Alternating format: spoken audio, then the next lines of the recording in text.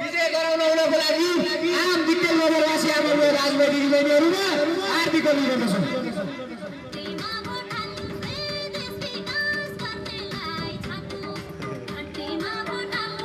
सोच बदलो, भोट बदलो, देश बदलिनेछ। आदरणीय हाम्रो राजनीतिक दिदीबहिनीहरु आसन खागोले कमते रहेको प्रतिनिधि सभा सदस्य निर्वाचनका लागि राष्ट्रिय सत्ताको लागि भोटाको तहबाट सिंह खरियालको प्रतिनिधित्व गर्न आउनुभएका रोक्नु नि त्यो एकछिन यार उहाँ अर्को पनि आउँदैछ।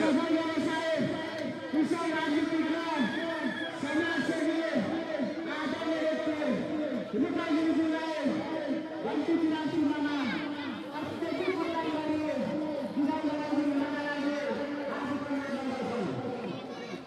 हामी बदलिया सिंहदरबार बदलिया सिकाल गर्न भ्रष्टाचार गर्न गोरखा नेता चाहिँ अनुहार हेर्न पाइएन। नेता छैन त गाडी